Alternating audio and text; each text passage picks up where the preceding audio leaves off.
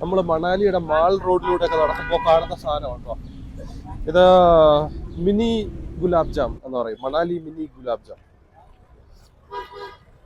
അപ്പോൾ ആ ടേസ്റ്റ് തന്നെയാണ്, ചെറുതായിട്ട് വെച്ചേക്കും, അത്രേ ഉള്ളൂ.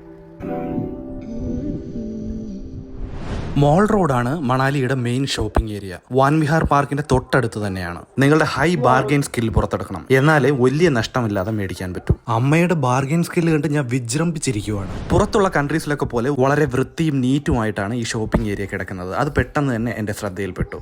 സുവനിയേഴ്സും ഹാൻഡ് മെയ്ഡ് ഐറ്റംസും ഓർണമെന്റൽ ഐറ്റംസും ഒക്കെ എല്ലാം കൂടെ കുത്തി നിറച്ച് കുഞ്ഞു കുഞ്ഞു കടകളുള്ള ഒരു ഷോപ്പിംഗ് പ്ലേസ്. ഇത് കണ്ടോ, മോതിരം വിൽക്കുന്ന ഒരാളാണ്. ഇവിടുത്തെ ആൾക്കാർക്ക് ഇങ്ങനെയുള്ള കല്ലുകളിലൊക്കെ ഭയങ്കര വിശ്വാസമാണ്. അങ്ങനെ ഇതൊക്കെ കഴിഞ്ഞ് ഞങ്ങൾ നേരെ ഹോട്ടലിലേക്ക് വെച്ച് പിടിച്ചു. ഞങ്ങളുടെ റൂമിലെ ബാൽക്കണിയിൽ നിന്നുള്ള വ്യൂ ആണ് കേട്ടോ. അങ്ങ് ദൂരെ തിളങ്ങി നിൽക്കുന്ന മഞ്ഞുമലയൊക്കെ നോക്കി ഈ തണുപ്പത്ത് ഒരു ഫിൽറ്റർ കോഫിയൊക്കെ അടിച്ചിരിക്കാൻ ഒരു പ്രത്യേക വൈബാ കേട്ടോ.